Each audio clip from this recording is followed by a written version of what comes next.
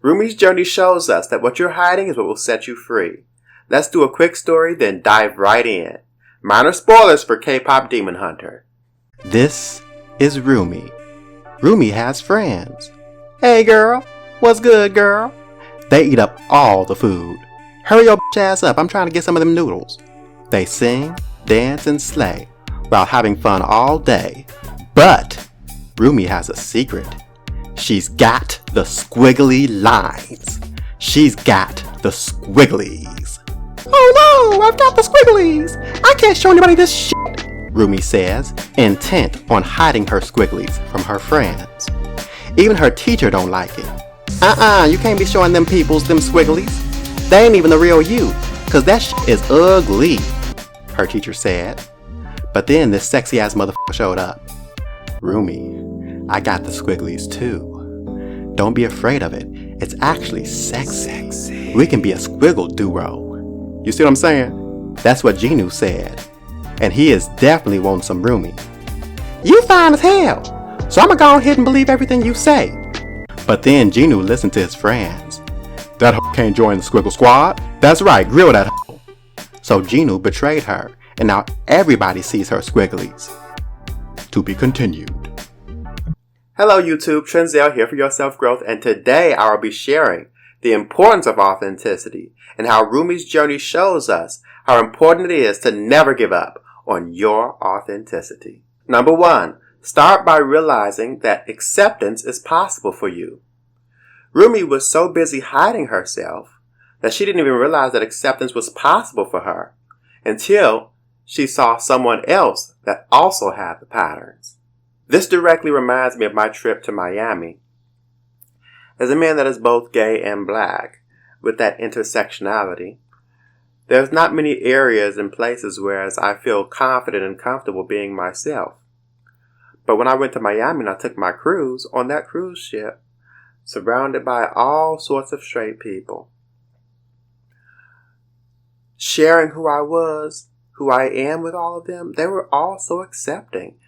I would call guys, I would say, oh, you look nice and all that. And they was all like nice. They were nice about it. And they would say, oh, you look nice. And then the females, they were all coming to me. They were coming to me and they were nice. They were flocking to me and they were nice. And even out of the ship, I had numerous interactions with people, whereas I felt comfortable and I felt confident. I could wear a crop top. And whereas I might get looks, at least based on my experience, I get looked upside the head in areas of Chicago, and yet in Miami, it was so normalized. People were like, okay, I don't care. And I didn't know that there were places like that. I thought all places were, because Chicago is pretty progressive, so I thought all places were separate to Chicago. I didn't realize that certain areas are even more progressive, that certain areas are even more embraceful and could be more embraceful of me. You have to realize that depending on the people you surround yourself with, you could be far more embraced than you ever thought possible. You don't realize it might be that you just haven't found your people yet. Number 2, authenticity takes tenacity and courage.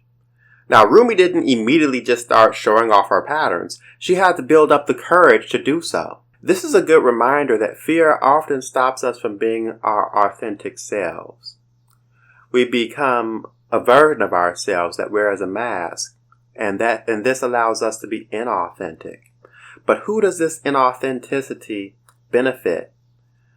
Because it doesn't directly benefit us. I would argue that it is more for the benefit of others than it is for us. Going back to the Rumi example, I think her inauthenticity was to benefit her friends and to benefit society as a whole, because she carried a lot of weight on her shoulders. And so she needed to hide who she was. And if you paid very close attention to the story, she needed to hide who she was because she feared that her lack of acceptance would be a true tragedy, not just for her, but for the world. So she was burdened by it. But it wasn't never for her, because she suffered as a result. And I can relate to that. For example, people pleasing, which is something that I have struggled with a little bit. Not heavily, but a little bit. A lot of people that are people pleasers aren't necessarily that way naturally. Rather, it comes as a way of getting along with people and getting along with society. And so you directly benefit from that. At least the thought is you benefit from that by getting along with people and them liking you. And them being able to be with you and flock to you and embrace you as a result. But it doesn't always work out that way. Maybe it's a lack of respect. If you never say no, people often treat you as a mat to step on. They treat you poorly as a result. But you think, if I'm nice to everyone, they'll treat me better. That's your reward. Your reward is, if I'm nice to everyone, if I don't rock the boat, people will treat me better. But that's not always the case. People abuse you. People step on you. People push your limits. All as a result of you not being able to say no. And ultimately, you're not even doing it for yourself. You're doing it for them so that way you can feel embraced. Because you feel like being your true self, you won't be embraced. That's the fundamental fear. But if you were doing it for you, it would be about being around people that will embrace you for who you are and does love you for who you are. If this video is giving you value, please remember to like and subscribe. Because I would like about two different subscribers. Like two different subscribers. One? No. Because I'm greedy. 2 subscribers. See what I did there? Also, please let me know in the comments down below. Tell me about your authentic journey. How's it going? Are you enjoying it? What are your challenges? Tell me about them. I'd love to hear about them. Also, stay tuned for the last step where I give you an action step to supercharge your authentic journey. Your journey of authenticity. I give you a tip to supercharge it. That's the last tip coming up. Number 3, people won't always accept you immediately. Now, Rumi didn't end up showing off her patterns. She was put in a situation where she was forced to show them off. We want to avoid this. Because the universe often will put you in situations where you will be forced to show them off. Especially over a long period of time when you're hiding yourself. If you're hiding yourself for a long period of time, you will eventually get put in a situation where you're forced to show your true self. Where you're between a rock and a hard place. The universe will eventually put you in an uncomfortable situation or a terrible situation to force your growth. It happens all the time. You know, and this is not speaking on anyone else but myself, but I don't know if the whole born gay thing is true or not true. I can't speak to it because I don't know. But I do know that there was a period of time whereas I was living as a straight man. And then I realized, hold on, I'm not straight. And then upon that realization, I did a lot of soul searching to find myself and to embrace myself and accept myself. But during this period, I was scared to death. I was scared to death of anyone finding out. I was so scared because I was afraid of the consequences. I was afraid I wouldn't be accepted. I wouldn't be embraced. I wouldn't be loved. I would be rejected. And I'd be rejected by the people that I love the most, my family. And I was so afraid of that. And in many ways, that fear still is within me. But as I did my journey of self-discovery and authenticity, I realized I'm not in the wrong for this. I'm not doing anything bad. And I made it about me. I said, this is about me and my journey and my love and my acceptance. If I can do that for me, that's what's important. So I put that first. knowing that I was in the right here. And ultimately, I was more surprised at the level of acceptance I've received than not. Why? I was so busy fearing the worst case scenario, I didn't leave enough room for the potential for the best case scenario, that nothing would end up happening. Nevertheless, once you come out and embrace yourself for who you really are, once you show your authenticity, once you show who you really are, not everyone will be able to embrace you and love you for it. Not everyone will want to. You might not always have a positive experience. You might have a negative experience. You have to prepare yourself for that. Which is why you don't do it for their sake. You don't do it for their approval. You don't do it for external validation. You do it for yourself first. You have to be authentic for you first. It's up to you to overcome your own limitations, your own fears. You have to overcome the little voice inside your head and live in your truth. Little voice inside your head, you trying to set me up? Cause you know that if you tell your truth, it'll be a whole problem. Tell Shantae that she's a fat bitch, and she gonna go straight to HR. I mean, you know that she's a fat bitch. I know that she's a fat bitch. Even HR knows. Listen, I know that Greg came here with a tutu on last week. Yeah, he's 55 years old. And I know that you got like 7 different opinions, but shut up. Management want everybody to be included. Keep this up, and you gonna get excluded from your job. They gonna come for your loudmouth ass. You're gonna be the first one to get got. Greg and Shantae, they gonna roll up. They both gonna smack you with their purse. And you know that shit is Louis Vuitton. That shit is expensive. You can't be playing with that shit. They be packing their life in those purses. They need the weapons. And you know your friend Mike, he ain't gonna help you because my boy Mike called John an ass kisser. And John didn't like being called what he was. Basically, your truth is somebody else's inconvenience. So you better off being a kiss up like John.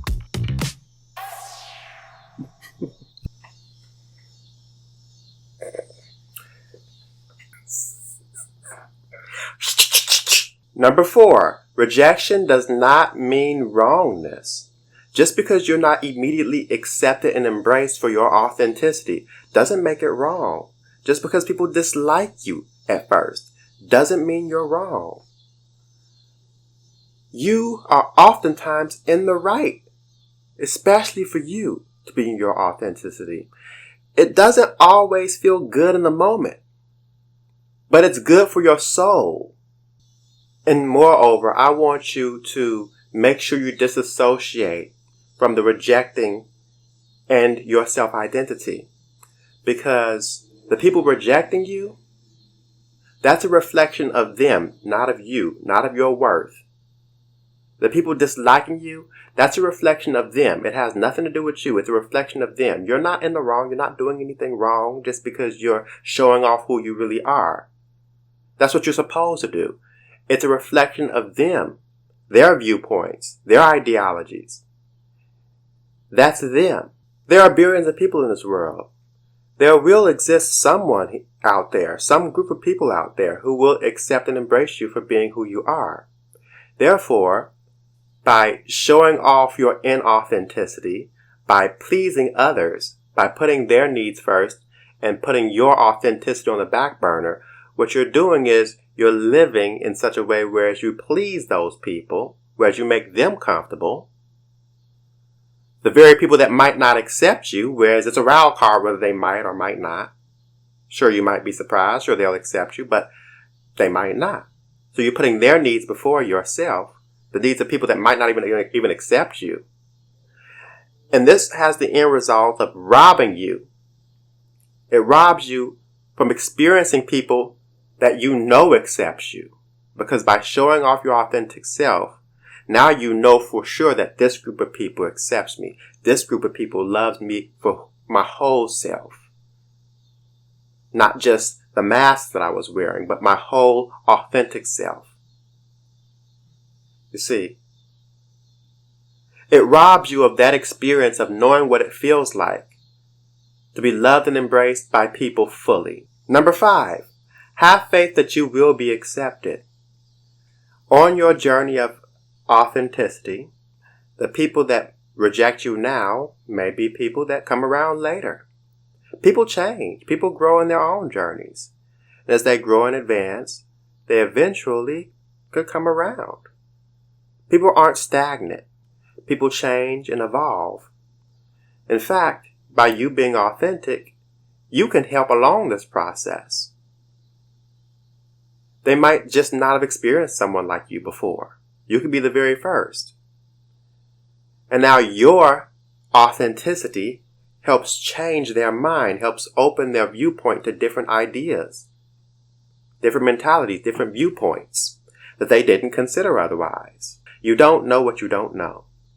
In Rumi's case, her friends came around and they accepted and embraced her, and she didn't have to hide anymore. A great side effect of authenticity is it gives others the courage to be authentic too, which is what I hope to do with the channel as well. I hope that by leading by example through being more authentically me, I hope that that inspires others to be authentic. And in the same way, you can also be a person that inspires authenticity in others. You can lead by example. When people see you living in your authenticity, they grow and become full of courage. They get the courage to be more authentic themselves. A while ago, maybe like 10 years ago. And I wish I would have kept up with this guy's name. I probably could look it up. I remember he passed away by his own. And this was a few years after me realizing that I was gay and all that, and going through my whole processes to accept myself. Only when I researched his journey, and again, I can't remember the full specifics of it, but only upon researching his story did I realize how similar we were. Like his depression, how he felt, it was so similar to me, and it made me realize I was much closer to being in his shoes than I realized. And that was both scary and humbling. But it also made me have a deep yearning to talk to him. Not only because I wanted him to not feel alone, but because I felt like there was something deeply valuable in his journey. And by that extent, I want you to know that you are so much more valuable than you realize. You might not see it, but your life provides more value than you realize. Your story, by keeping it in and not sharing it, it doesn't help anyone. And by sharing it, it helps more people than you know. There are people out there that will be really helped by your story. And it helps no one by never sharing it. And you rob people and you rob yourself of the opportunity to connect authentically. I'll never get a chance to talk to him because he's gone now. And it still hurts. I think we might have been friends. Number 6, I challenge you to express how you really feel to someone. It could be a close family member or friend, or it could be a total stranger that you care nothing about. The family member or friend you're close to, so you feel more comfortable with them. So you can express yourself more easily with them due to that comfort. Or you might feel like, well, the stranger, I feel more comfortable doing that and expressing myself with the stranger because I have nothing to lose, because I don't care how the stranger feels about me. Both tactics are valid, because the thing about authenticity is about practice. You will need to practice expressing things that you would not otherwise say. I love to call it open and honest communication. You want to practice sharing yourself vulnerably. If you have a voice inside you that needs to be heard, speaking is sometimes far more valuable for your self-identity, for your self-esteem, for your self-image. It's so much more valuable than keeping it held in. And you gain so much more respect for yourself and pride in yourself. Even if the result doesn't end up being the most positive experience in the world, you can feel good about yourself saying, you know what? I said something this day. I'm happy I said that. I know from experience, there have been plenty of times where I was like, you know what? I'm going to go ahead and say that. And it doesn't they say, oh, if you don't have anything nice to say, don't say anything at all. That's some BS. Okay. Now, it doesn't mean you just be outright rude. I'm not promoting that. But if you have a voice inside you that needs to be heard, you don't need to always be nice. That puts you in a box. And it makes you a lot easier to walk all over. So don't always be nice.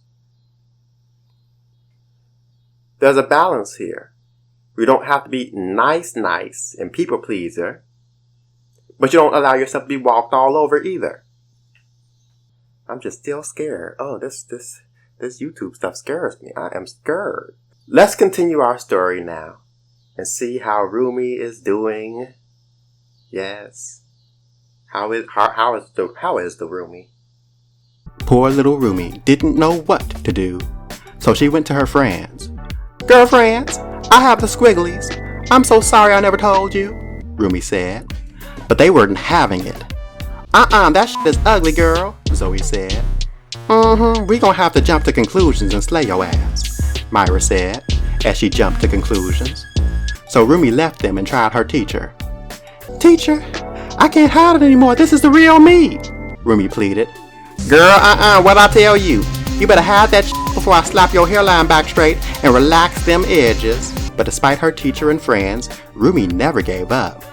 She would go back and try again, this time with a renewed voice. Hear me, hoes. I'm not one to be played with. This is the real me and this is what I sound like. Oh, she ain't playing no games. That's right, girl, slay. So her friends loved her once again. Finally hearing her voice, they cast out the darkness and lived happily ever after. Listen while I'm doing this, listen. I have a video right here. And I have a video right here. Ha! Ha ha ha! This is my outro. You have the 1 and the 2. You see this? This is the 1 video. See how beautiful it looks? See that? This is another video. See how nice that is? You see how I'm doing that? Okay, bye!